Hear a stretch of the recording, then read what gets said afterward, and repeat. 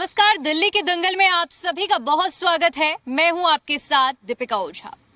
द्वारका विधानसभा क्षेत्र में इस वक्त हम मौजूद हैं क्योंकि दिल्ली के दंगल में बेहद दिलचस्प जो मुकाबला है वो प्रत्याशियों के बीच में देखने को मिल रहा है, राजनीतिक दलों के बीच में मिल रहा है। ऐसे में जो दिल्ली की जनता है वो किस ओर अपना मन बना रही है, किस प्रत्याशी के लिए ज्यादा झुकाव बन रहा है, किस विधानसभा क्षेत्र में क्या माहौल चल रहा है, ये जानने के लिए हम हर एक विधानसभा क्षेत्रों में पहुंच रहे हैं और लोगों के मन को टटोलने का प्रयास कर रहे हैं। और इस बीच देखिए, आज हम कारगिल अपार्टमेंट जो कि द्वारका में स्थित है यहाँ पर मौजूद हैं। यहाँ जो मौजूद लोग हैं ये ज्यादातर वो लोग हैं जो जिनके अपनों ने या तो सेना में सेवाएं दी हैं या फिर इनका कुछ ना कुछ जुड़ाव सेना से रहा है। इन्हीं से जानते हैं कि इस बार दिल्ली विधानसभा चुनाव में लोगों ने क्या मन बनाया है, किन मुद्दों के आधार पर ये अपना मतदान देने वाले हैं। शुरुआत मैं आपसे करना चाहूंगी और आपसे समझना चाहूंगी कि इस बार क्या लग रहा है कि क्या मन बनाया है दिल्ली की जनता ने और आपने। दिल्ली में बदलाव होने की पूरी उम्मीद है और बदलाव होके रहेगा। जनता विकास चाहती है, खास तौर पे शिक्षा और स्वास्थ्य, ये बढ़ चढ़ के होना चाहिए और इसमें काफ़ी इम्प्रूवमेंट होना चाहिए। इस बारे में हमारा ये कहना है कि बदलाव तो जरूर होगा और वोट जो है वो चेहरे पे, मोदी जी के चेहरे पे दिया जाएगा। मुख्यमंत्री का अभी कोई हमारा वो घोषणा नहीं हुआ है और वो भी आने वाले समय में हो जाएगा।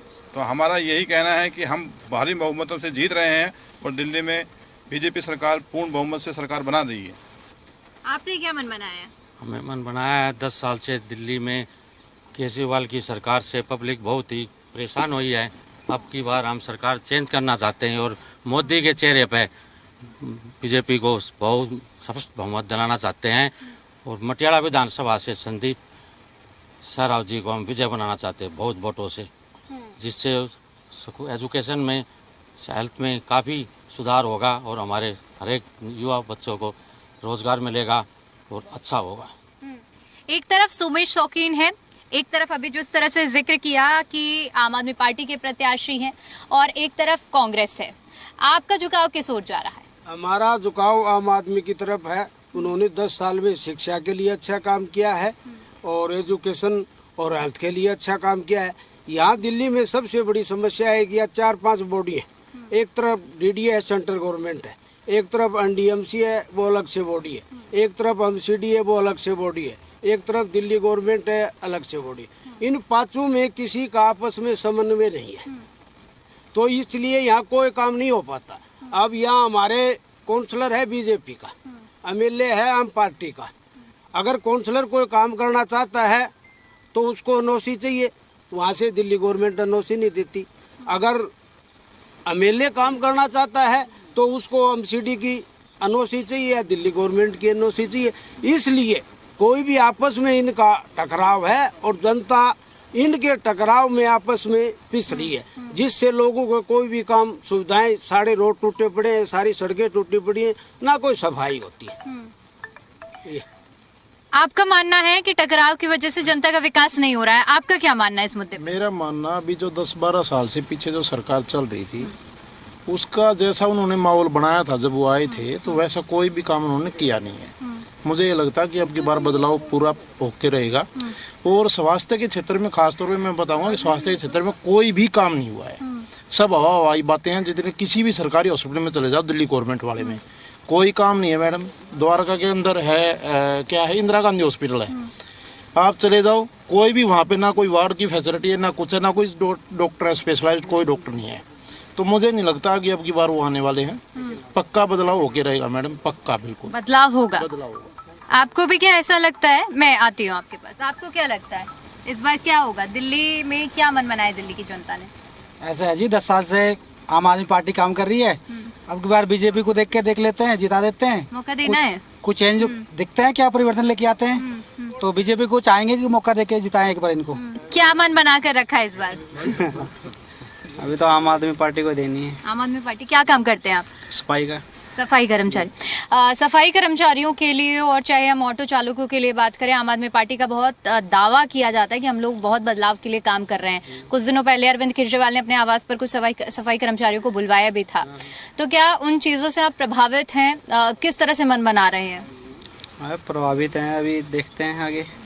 योजनाओं का लाभ मिला है आपको किसी को? हाँ। आप लोगों ने क्या मन बनाया है? आप कहाँ से, दिल्ली में ही रहते हैं? हाँ जी, यहीं रहते हैं। यहीं के वोटर हैं तो क्या यहीं के निजी गाँव के। ये बताइए कि क्या मन बनाया है इस बार?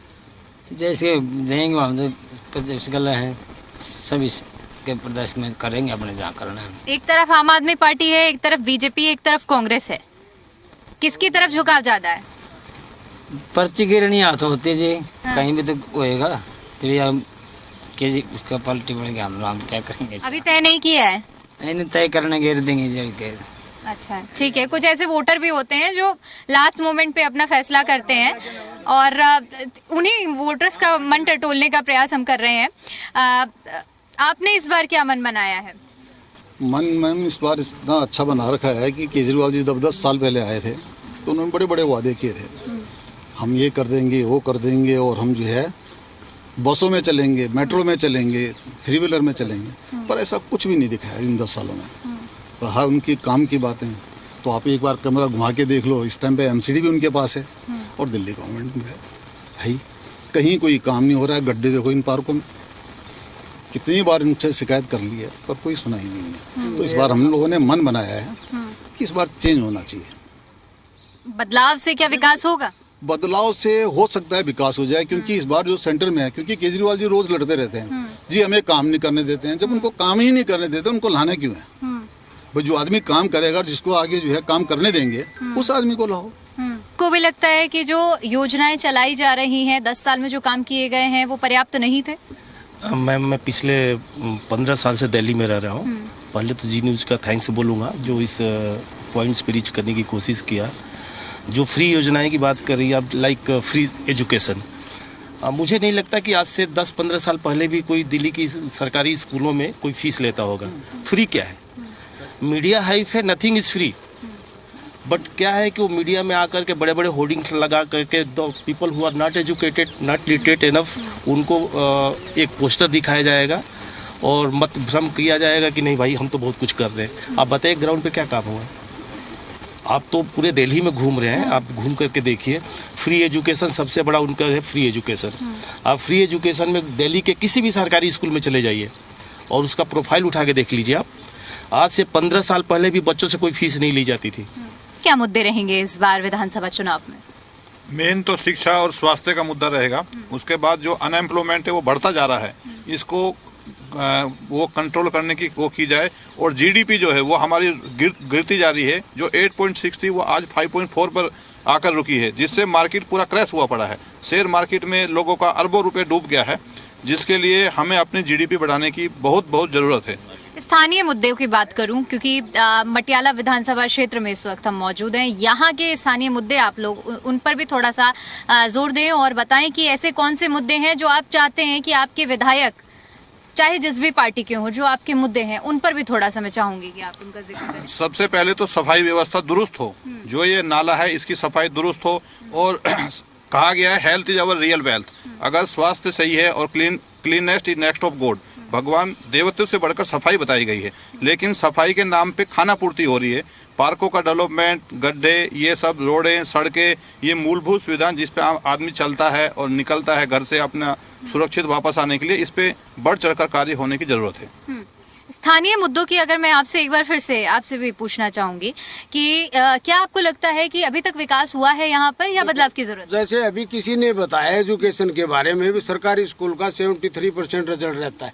सरकारी स्कूलों में उनके बच्चे जाते हैं जो प्राइवेट स्कूल में फीस नहीं दे सकते, उनको वो ड्रेस लेने के लिए जाते हैं, खाना लेने के लिए जाते हैं और एक सर्टिफिकेट मिल जाए इस बात के लिए जाते हैं। पैसे वाला आदमी प्राइवेट स्कूल में बेचता ही नहीं, तो उसका रिजल्ट कहाँ से आएगा? जो हाँ, तो इंटेलिजेंट बच्चे तो सारे प्राइवेट स्कूल में जा रहे हैं, जबकि प्राइवेट स्कूलों से सरकारी स्कूलों में टीचर वेल क्वालिफाइड है। और रही स्थानीय मुद्दों की बात, तो हमारे द्वारका में इस गवर्नमेंट ने 4 एक्सीलेंस स्कूल खोल रखे हैं गवर्नमेंट के, उनका रिजल्ट हर प्राइवेट स्कूल से अच्छा है।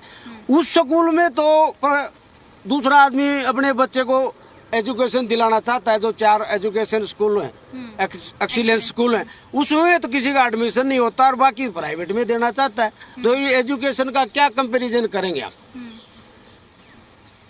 बाकी मुद्दा जो है ना, मुद्दा यहाँ क्या है कि मोदी वर्सेस केजरीवाल।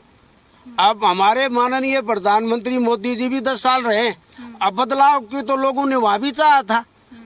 10 साल उन्होंने जो वादे करे वो उन्होंने पूरे नहीं किए, इन्होंने वादे किए इन्होंने भी पूरे नहीं किए। तो बदलाव वाली तो कोई ऐसी बात है नहीं, बदलाव चाहेंगे, बदलाव से क्या होगा? 10 साल में जब सेंट्रल गवर्नमेंट में जितने वादे करे उन्होंने कुछ नहीं किया, 10 साल में इन्होंने वादे करे इन्होंने भी कुछ नहीं किया, तो बदलाव से कोई विशेष ये वाहियात की बात तो मानना है कि सरकार में कोई भी आ जाए काम नहीं होगा, विकास नहीं होगा? नहीं, सब वो उससे बड़ा है, उसकी उससे बड़ी बात साथ है झूठ बोलने में, इसके मुकाबले का केजरीवाल है, इसकी भी झूठ बोलने में माहिर है। दोनों में बात शायद है, टकराव इनका आपस में। आपको भी यही लगता है कि कोई भी आ जाए विकास नहीं होगा? ऐसा तो नहीं होता ना। ऐसा नहीं है मैम। आप देखिए द्वारिका में आज से 10 साल पहले देखिए आप, अभी आपके पास द्वारिका में बाहर निकली, यहाँ से मुंबई के लिए डायरेक्ट सड़क निकल रही है। आप देखिए जो भी सेंट्रल गवर्नमेंट की पॉलिसीज है that has been implemented almost. जो सेंट्रल गवर्नमेंट की पॉलिसी है वो ज़मीन पे देखिए लागू है।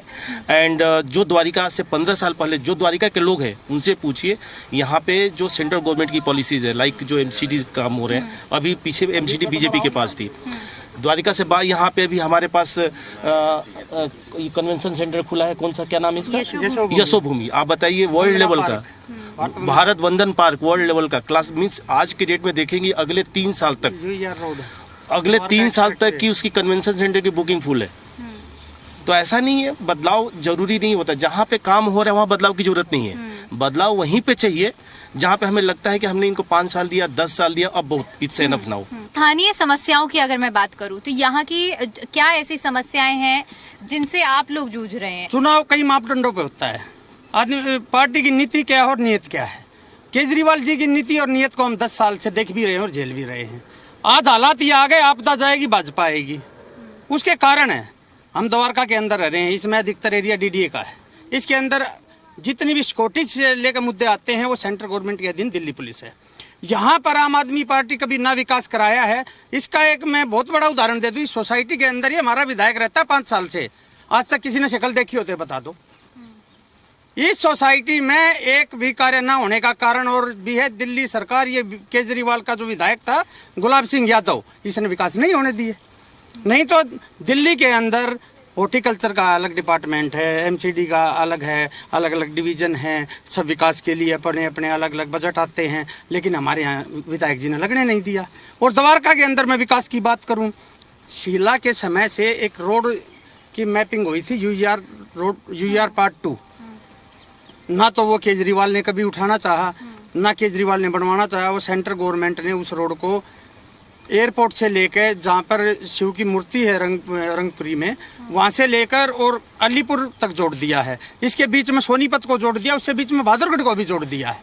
उसके साथ में एक द्वारका एक्सप्रेसवे का जो रोड चला था हरियाणा सरकार ने उठाया था हुड्डा के राज में, उसको भी आकर मोदी जी की सरकार ने बनाया है।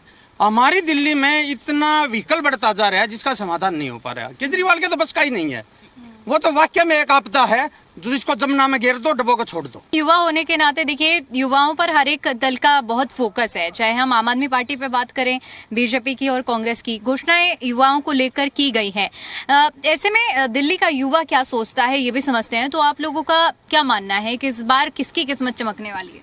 मैम बात ऐसी है कि जैसे अभी अंकल ने बताया कि आज की डेट में पॉलिटिक्स डेवलपमेंट में नहीं हो रही। आज की डेट में बस खरीदा जा रहा है कि कोई 2500 दे रहा है तो कोई कह रहा है 2800 दे देंगे, कोई कह रहा है 2100 दे देंगे। और जैसे जो इतनी फ्रीबीज करी हुई हैं कि जैसे बसेस फ्री या ये फ्री, मैम सड़क पे जगह नहीं बसेस चलाने की। आप उत्तम नगर रोड पे जाओ, इतना रश है कि वहाँ पे कोई आदमी चल नहीं सकता, वहाँ पे बस बसेज ही बसेज हैं। आए दिन एक्सीडेंट हो रहे हैं, क्यों? क्योंकि इन्होंने बसेज इतनी चला दी कि इनके लिमिट ही नहीं है। मेट्रोज में लोग इसलिए नहीं जा रहे कि बस फ्री है। तो मैम ये जो डेवलपमेंट जो बता रहे हैं वो डेवलपमेंट की जगह वो डाउन जा रही है। यानी आप लोग फ्री बीज से खुश नहीं है? यस मैम, एक हद होती है हर चीज़ की, भाई इतनी दे दो इतनी दे दो। इन्होंने तो बस अब ये सोचा हुआ कि जनता को बस किसी तरह खरीद लो, डेवलपमेंट पे नहीं, बस पैसे दे के उस टाइप से। हर एक पॉलिटिकल पार्टी अब तो फ्री बीज दे रही है। यस मैम बिल्कुल। कांग्रेस ने भी 8000 देने का ऐलान किया है, बीजेपी भी अपना ऐलान कर रही है, आम आदमी पार्टी की ओर से तो किया ही किया गया है। यानी आपको लगता है कि किसी भी राजनीतिक दल को ये फ्री नहीं देना चाहिए? यस मैम, जो आप देना चाहो तो वो आप उस पर इस टाइप से लिमिट लगा सकते हो कि जैसे जो पॉवर्टी लाइन के नीचे है उनको दो। आज की डेट में इन्होंने सबको दिया हुआ है, जिसकी वजह से जो पैसा डेवलपमेंट में जाना चाहिए वो यहाँ पे जनता में बांटा जा रहा है। और जो बहुत ज़्यादा अनएम्प्लॉयमेंट बढ़ रही है वो भी इसी वजह से बढ़ रही है कि लोग सोच रहे हैं अब काम क्या करने जाएंगे, 2,500-3 हज़ार में वैसे मिल रहे हैं। ठीक है, कुछ स्थानीय मुद्दों की मैं बात करती हूँ क्योंकि आप इस लोकेलिटी में रहते हैं, यहाँ की जो बारीकी से कमियों को देखते होंगे। उन कमियों के बारे में मैं जानना चाहती हूँ कि क्या पिछले 5 सालों में इस तरह की कोई कमियां जो आपके सामने आई हैं और उनमें काम किया गया है, बदलाव किया गया है? मैम टाइम के साथ साथ हर चीज़ थोड़ी बहुत डेवलप हो जाती है, बस उतनी हुई है, जो कोई एक्स्ट्रा ऑर्डिनरी चीज़ नहीं हुई कि किसी ने देखा कि भाई ये एक्स्ट्रा हो गया, ये कुछ एक्स्ट्रा ऑर्डिनरी। जैसे क्या चाहते हैं आप लोग? मैम जैसे अभी आप किसी भी रात को 6 बजे का किसी भी सड़क पे चले जाना, अपने पीछे वाली पे चले जाना, वहाँ पे बिल्कुल अंधेरा होएगा, वहाँ पे आपको समझ नहीं आएगा कि गड्ढा है या क्या नहीं है। किसी की स्कूटी या कार की लाइट डिम है तो आपको सीधा वो गड्ढे में जाएगी। जो है वो सब स्टैंडर्ड है। यहाँ पे जितने भी बारिश होती है 1-2 दिन में इतने बड़े बड़े पॉट होल्स हो जाते हैं तो वो पूरा डेंजरस हो जाता है। ये जितने भी रोड्स हैं वहाँ पे एक्सीडेंट्स होते हैं इन पॉट होल्स वगैरह की वजह से।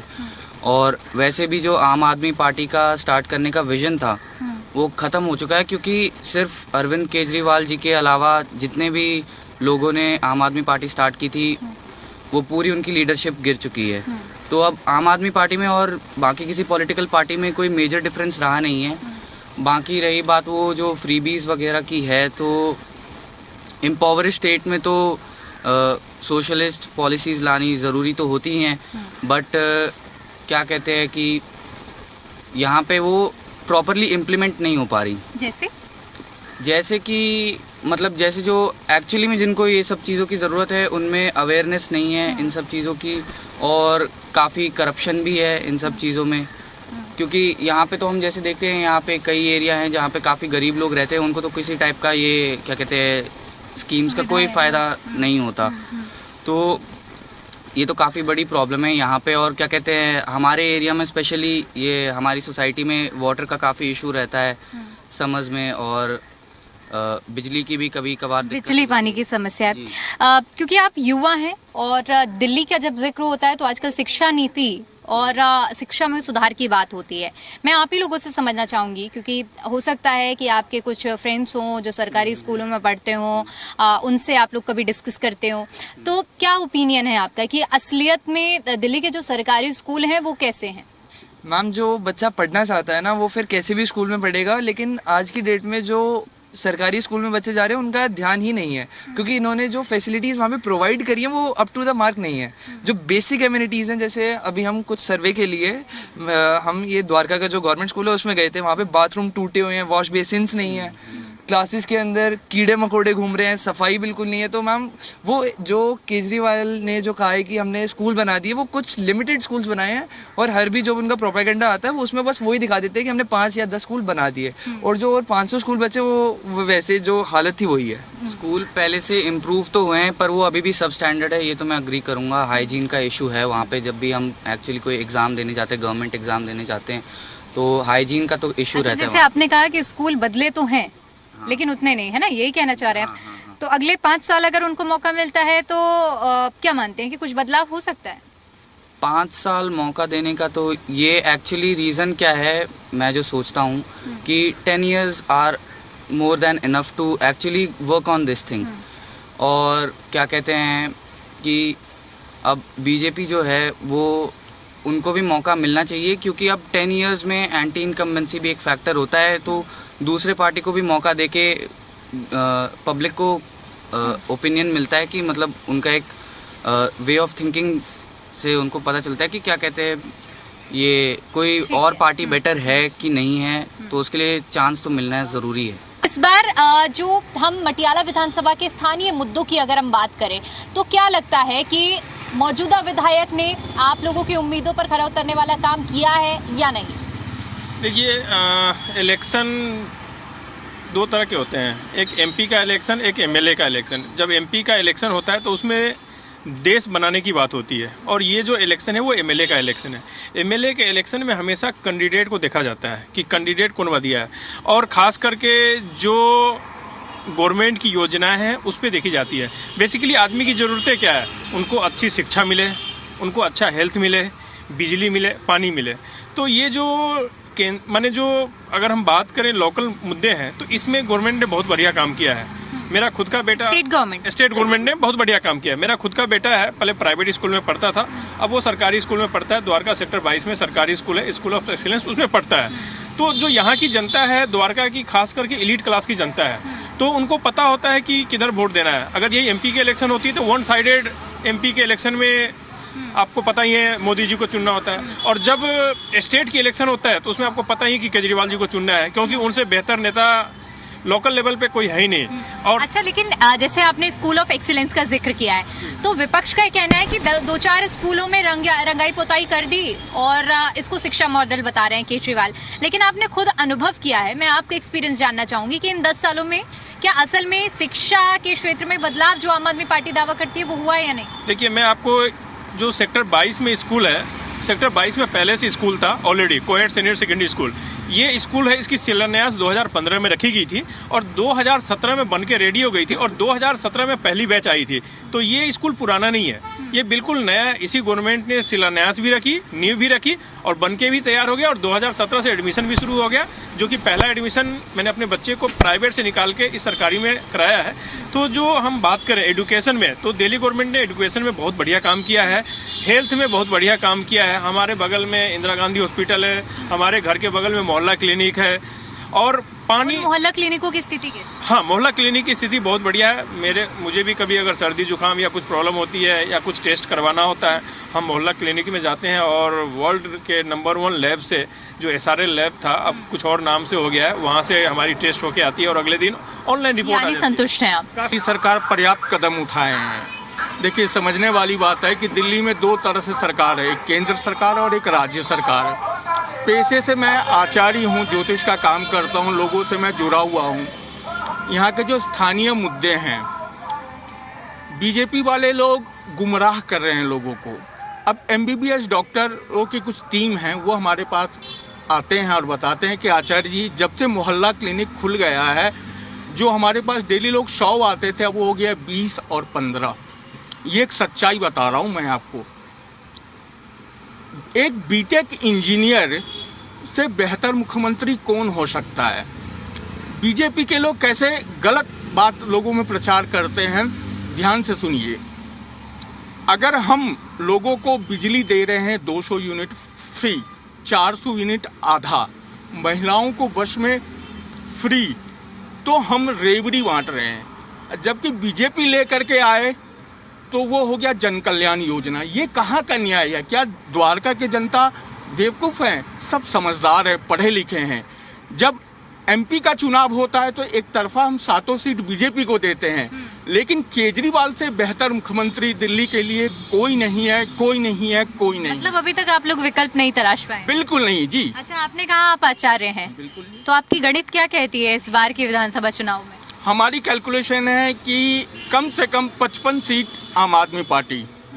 ये मैं पहले ही बता रहा हूँ आपको। अच्छा, देखिए, अब गणित का भी अंदाजा लग गया है और 55 सीट, जैसे कि हमारे बीच में पेशे से आचार्य हैं, वो बता रहे हैं कि उनकी गणना ये कह रही है। खैर, ये 8 तारीख को साफ होगा कि जनता की गणित किस ओर बैठ रही है। मैं यहाँ के मुद्दों पर भी हम लोगों ने बात की, समस्याओं की भी बात की है और दिल्ली की जनता की उस मानसिकता के बारे में बात की है कि जब लोकसभा चुनाव होते हैं तो बीजेपी को मत दिया जाता है, विधानसभा चुनाव में आप लोग अपना मन बनाते हैं। मैं आपसे समझना चाहूँगी कि जो आम आदमी पार्टी की मूलभूत योजनाएं हैं, उनका क्या लाभ मिल पा रहा है? क्या आप लोगों तक पहुँच पा रहा है उनका लाभ? जी, बिल्कुल मिल पा रहा है। आम आदमी की हमारे को जो जितनी भी उनकी योजनाएं बनाई गई हैं, वो सारी योजनाओं का लाभ मिला है। बसों में फ्री सेवा, मोहल्ला क्लिनिक। अगर हम द्वारका विधानसभा या मटियाला विधानसभा की बात करते हैं तो मटियाला में ज़्यादातर सेक्टर्स भी हैं। अगर एक नॉर्मल आदमी की हम बात करें तो उस आदमी को अगर कोई बुखार आ जाए, बीमार हो जाए, तो बड़े बड़े हॉस्पिटल्स का विकल्प उसके लिए नहीं है। तो जब से मोहल्ला क्लिनिक आए हैं तो आम आदमी अपने लिए मोहल्ला क्लिनिक में जाके अपना इलाज करा सकता है। या तो उसके पास मेडिकल कार्ड है तब वो बड़े हॉस्पिटलों की तरफ जा सकता है।